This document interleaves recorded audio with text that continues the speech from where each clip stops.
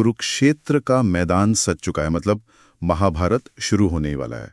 और ठीक उसी वक्त ऐन मौके पर जो महायोद्धा अर्जुन है वो अचानक एक गहरे संकट में फंस जाते हैं। मोह, डर, एक अजीब सी उलझन। तो आज हम भगवद गीता के बिल्कुल शुरुआती हिस्सों को जरा खोलकर देख रहे हैं, ये समझने की कोशिश की भाई उस वीर योद्धा के मन में आखिर चल क्या रहा था और भगवान कृष्ण का पहला उपदेश क्या था। चलिए देखते हैं कि कैसी ये कहानी खुलती है, कैसे एक वीर भी घबराया। सोचिए जरा, अर्जुन अपने सामने किन लोगों को देख रहे हैं? अपने गुरु द्रोण, पितामह भीष्म, सब अपने ही लोग, पूज्य लोग, और उनको देखकर वो कांप उठते हैं। ऐसा लिखा है कि उनके हाथ से वो गांडीव धनुष छूटने लगता है। वो कहते हैं कि भाई अपने ही कुल का नाश करके राज भोगना, इससे अच्छा तो यह है कि कौरव मुझे निहत्था ही मार डालें।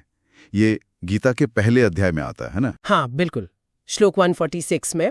और उनका डर सिर्फ अपनी मौत का नहीं है, वो बहुत गहरी चिंताएं जता रहे हैं कि स्वजनों को मारने से कुल धर्म नष्ट हो जाएगा, पाप लगेगा, समाज में वो कहते हैं वर्ण संकर पैदा होंगे, मतलब पूरी सामाजिक व्यवस्था बिगड़ जाएगी, पितरों का पतन होगा और आखिर में हम सब नरक में गिरेंगे। तो ये सिर्फ एक सैनिक का डर नहीं है जो लड़ाई से भागना चाह रहा हो। नहीं, ये तो बहुत गहरा संकट लगता है। बिल्कुल, ये सिर्फ जिसे हम कायरता कह देते हैं वो बात नहीं है, ये एक बहुत ही गहरा नैतिक और भावनात्मक द्वंद्व है।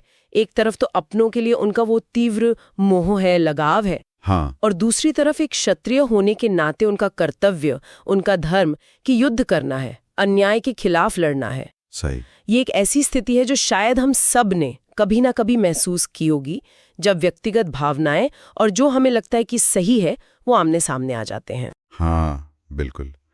तो फिर कृष्ण कैसे संभालते हैं इस स्थिति को? वो अर्जुन के इस गहरे संकट का सामना कैसे करते हैं? वो सीधे डांटते नहीं है ना? नहीं, बिल्कुल नहीं। वो अर्जुन के दुख को, उनके तर्कों को सीधे संबोधित करते हैं और यहीं से कृष्ण का जवाब एक बिल्कुल अलग धरातल पे ले जाता है बात को। वो आत्मा और शरीर का फर्क सामने रखते हैं। कहते हैं, देखो अर्जुन, आत्मा तो नित्य है, हमेशा रहने वाली है, अमर है, जबकि ये शरीर, ये तो नश्वर है, मिट जाने वाला है।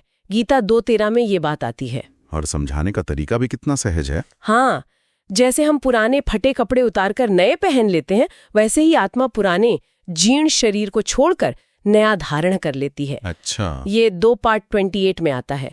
तो फिर जो चीज नष्ट होनी ही है, उसके लिए समझदार लोग, ज्ञानी जन शोक क्यों करें?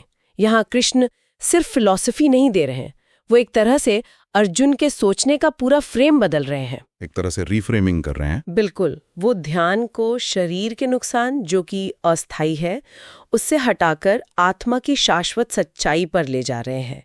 और ऐसा करते ही वो दुख और मोह की जो पकड़ है उसे कमजोर कर देते हैं। अच्छा, यानी नजरिया बदल दिया, फोकस शिफ्ट कर दिया। और इसके बाद वो कर्म की बात पर आते हैं। हाँ बिल्कुल।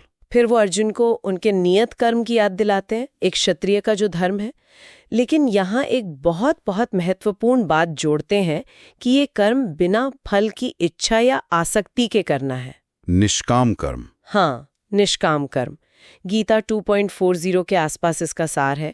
और वो कहते हैं कि इस रास्ते पर, इस निष्काम कर्म योग के रास्ते पर चला गया छोटा सा कदम भी, मतलब थोड़ी सी भी कोशिश, वो बड़े से बड़े डर से रक्षा करती है। अच्छा। हाँ, और वो उन लोगों की आलोचना भी करते हैं जो वेदों के कर्म कांडों में सिर्फ इसलिए लगे रहते हैं ताकि उन्हें स्वर्ग जैसे अस्थाई फल मिल जाए।